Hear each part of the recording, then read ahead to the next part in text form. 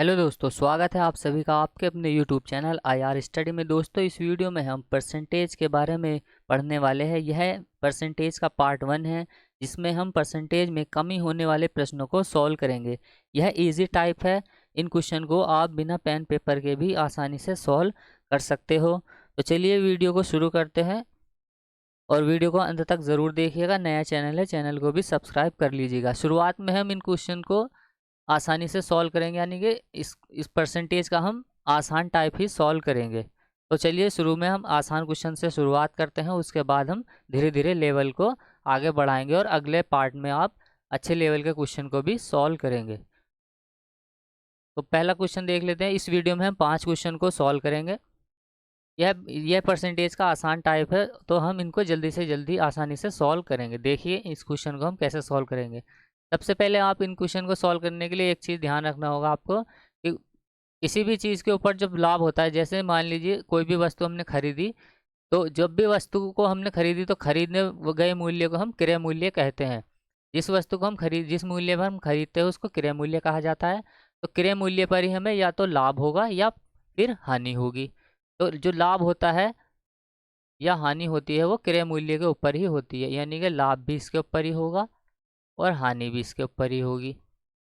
तो बस इतना ही आपको ध्यान रखना है। और इसके अलावा आपको जितने भी प्रतिशत में वैल्यू दी गई है, इनकी फ्रैक्शन वैल्यू आपको याद होनी चाहिए। कुछ की फ्रैक्शन वैल्यू आपको पता होनी चाहिए, जैसे कि 12.5 की फ्रैक्शन वैल्यू क्या होगी, यानी कि 12.5% की वैल्यू अगर फ्रैक्शन में हम निकालें तो इसकी फ्रैक्शन वैल्यू क्या होती है। जैसे इसकी फ्रैक्शन वैल्यू 1/8 होती है। तो इस तरीके से आपको फ्रैक्शन वैल्यू भी पता होनी चाहिए। जैसे 20% को हम 1/5 लिख सकते हैं, यानी कि 20% है ये।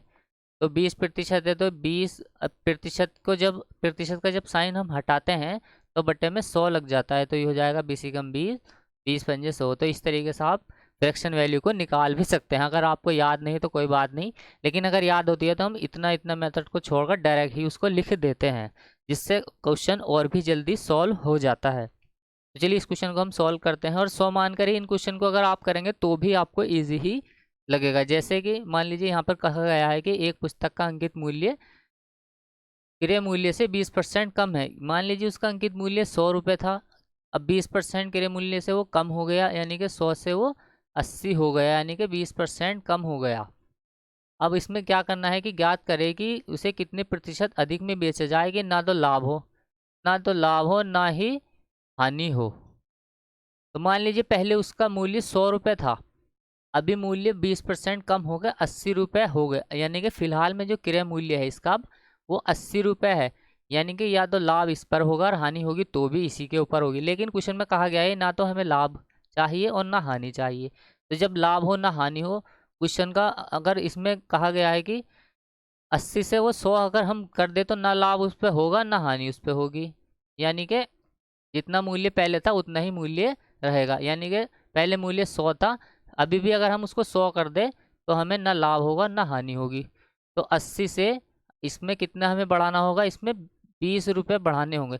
यानी कि संख्या में जो मान हमें बढ़ाना होगा वो 20 रुपये बढ़ाने होंगे। यानी कि अगर 80 में हम 20 और ऐड कर दें तो वो पुनः 100 बन जाएगा। तो बस क्रय मूल्य के ऊपर 20 रुपये और बढ़ाने होंगे। प्रतिशत के लिए लगा देंगे हम 100। तो ये हो जाएगा 20 चौक 80, 4 से 100 को काटेंगे तो 25%, यानी कि प्रतिशत में वो वैल्यू हमें 25% बढ़ानी होगी। ऑप्शन 20 क्वेश्चन का राइट आंसर हो जाएगा। फ्रैक्शन वैल्यू से भी आप इसको आसानी से कर सकते थे, इससे भी ज़्यादा जल्दी आप फ्रैक्शन वैल्यू से कर सकते थे। मान लीजिए फ्रैक्शन वैल्यू जो 20% का जो फ्रैक्शन वैल्यू होता है वो होता है 1/5।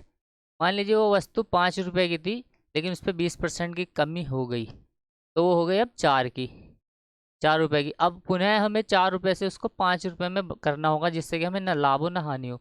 4 की वस्तु को अगर हम फिर से 5 में करेंगे, यानी कि जितना मूल्य उसका पहले था अभी भी अब उसका मूल्य 4 है, लेकिन पहले जितना मूल्य करने के लिए हमें उसमें संख्या में 1 की वृद्धि करनी होगी, यानी कि फिर से उसको 5 करना होगा।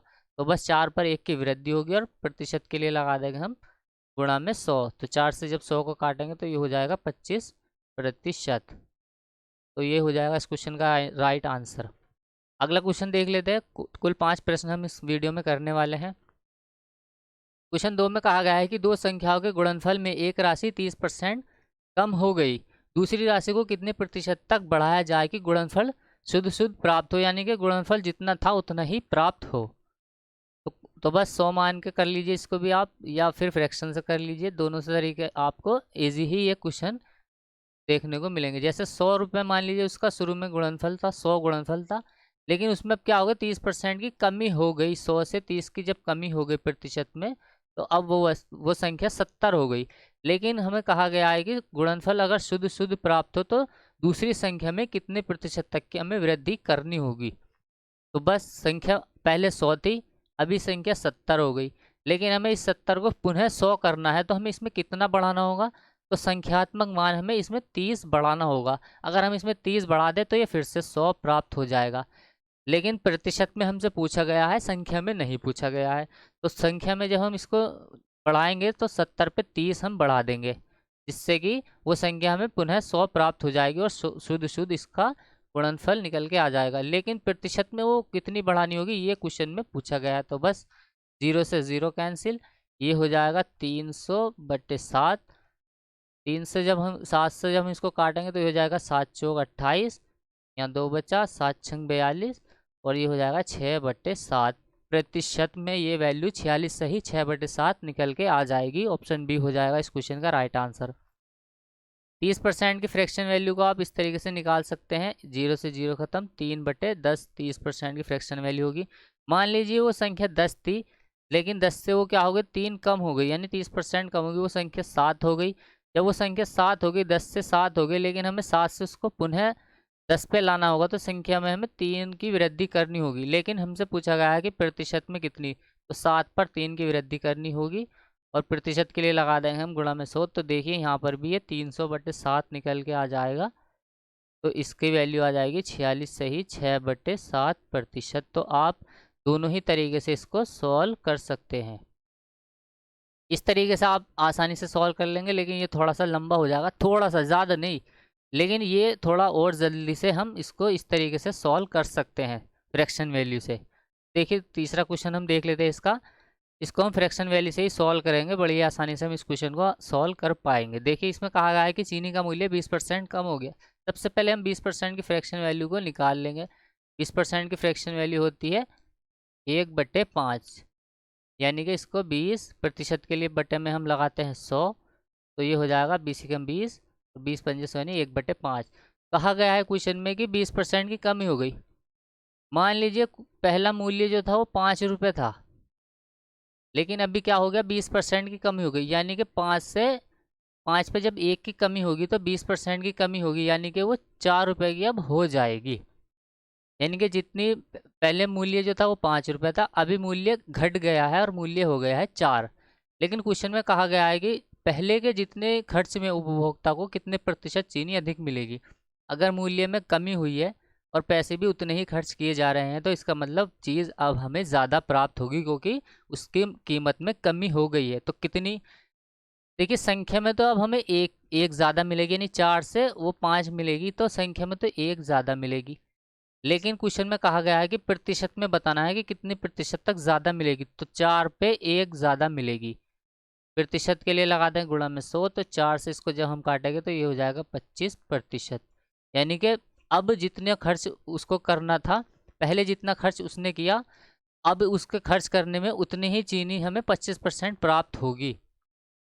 तो ऑप्शन बी हो जाएगा इस क्वेश्चन का राइट आंसर, यानी कि पहले जितना खर्च करके उसको चीज़ मिलती थी, अब उतना ही खर्च करके उसको 25% अधिक मिलेगी, क्योंकि 20% कीमत में कमी हो गई है। क्वेश्चन नंबर 4 देख लेते हैं, इसके बाद क्वेश्चन नंबर 5 हम लास्ट क्वेश्चन देखेंगे। इसमें कहा गया है कि एक कर्मचारी की मजदूरी में 20% की कमी हो गई। बस 20% की कमी हुई है, तो फ्रैक्शन वैल्यू हम इसकी क्या लिख देंगे, 1/5। ये होती है 20% की फ्रैक्शन वैल्यू 1/5। क्वेश्चन में आगे कहा गया है कि जब इसमें 20% की कमी होगी, मान लीजिए उसकी मजदूरी पहले 5 थी, 20% की कमी होकर मजदूरी कितनी हो जाएगी, 4 हो जाएगी। यानी कि पहले उसे 5 रुपये मिलते थे, अभी उसको मिल रहे हैं 4 रुपये। लेकिन क्वेश्चन में आगे कहा गया है यदि उसकी मजदूरी को पहले की मजदूरी के बराबर लाना है, तो उसमें कितने प्रतिशत की वृद्धि करनी होगी। देखिए पहले उसको 5 रुपये मिलते थे, अभी मिल रहे हैं उसको 4 रुपये, लेकिन उसने कहा गया है कि पहले की जितनी हमें लानी है, तो हमें 4 से इसको फिर से 5 करना होगा।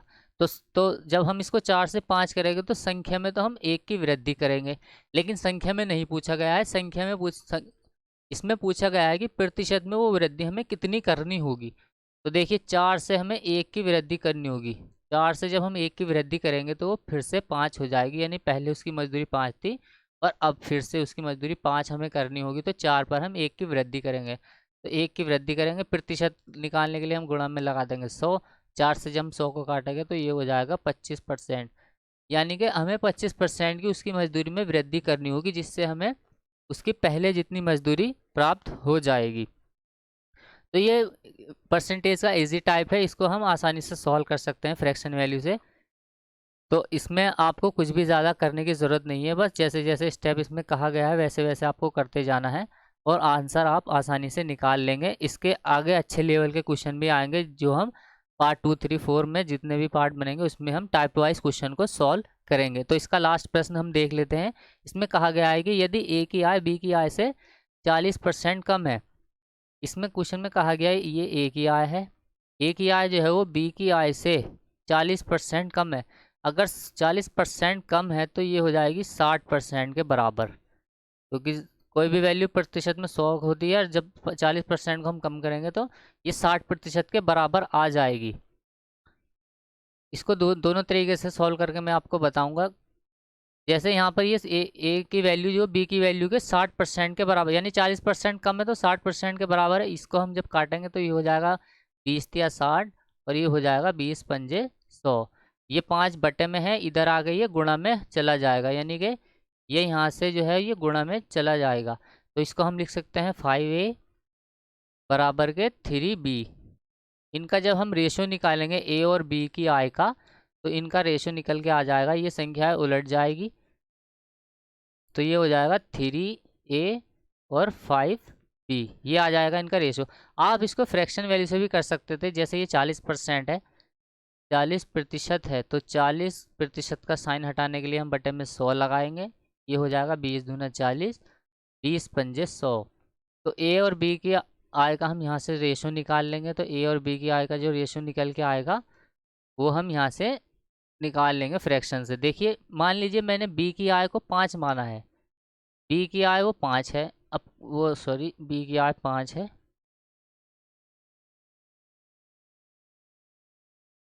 क्वेश्चन में कहा गया है कि बी की आय जो है वो ए की आय जो है वो बी से 40% कम है, 5 से वो 2 कम है। जब हम 5 पे 2 कम करेंगे तो 40% की कमी होगी।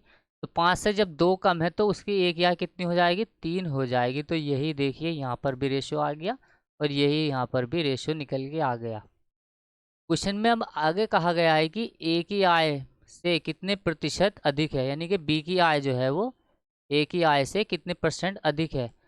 बी की आय पूछा है, ए की आय से, ये से वाला वर्ड आपको ध्यान रखना है, ए की आय से। तो ए की आय से पूछा है तो ए की आय से वो कितनी ज़्यादा है, संख्या में तो देखो ये 2 ज़्यादा है, 3 से 2 ज़्यादा है, यानी कि 3 और 2 5, 2 संख्या में जब हम 3 में 2 जोड़ देंगे तो ये 5 हो जाएगा बी के बराबर। लेकिन क्वेश्चन में पूछा गया है कि प्रतिशत में बताना है कि कितने प्रतिशत अधिक है। तो 2 से वो 3 अधिक है, प्रतिशत के लिए लगा देंगे हम गुणा में 100, तो ये हो जाएगा 200/3। तो जब हम काटेंगे तो ये हो जाएगा 3 छंग 18, यहाँ 2 बचा, ये हो जाएगा 3 छंग 18, यानी ये आगे चलता जाएगा। तो हम इसको 66.67 भी लिख सकते हैं, या फिर हम इसको 66 सही 2/3 भी लिख सकते हैं। तो यही हो जाएगा इस क्वेश्चन का राइट आंसर, यानी 66 सही 67%, या फिर 66 सही 2/3%, यानी ऑप्शन डी हो जाएगा इस क्वेश्चन का राइट आंसर। तो चलिए उम्मीद करता हूँ ये वीडियो आपको पसंद आई होगी और प्रतिशत का हमने इजी टाइप सॉल्व कर लिया है। इसके आगे वाले वीडियो में हम इसके बढ़िया बढ़िया क्वेश्चन को सॉल्व करेंगे, यानी अच्छे लेवल को भी क्वेश्चन को हम आसानी से सॉल्व करेंगे और वो भी कुछ ही सेकंड्स में हम उनको सॉल्व करेंगे। एक अच्छी ट्रिक लगाकर अच्छे मेथड से उन क्वेश्चन को हम सॉल्व करेंगे। तो चलिए मिलते हैं नेक्स्ट वीडियो में। चैनल को लाइक कीजिए, चैनल को सब्सक्राइब कीजिए, वीडियो को लाइक कीजिए और नया चैनल है प्लीज़ चैनल को भी सपोर्ट कीजिए। तो चलिए मिलते हैं अगली वीडियो में। जय हिंद।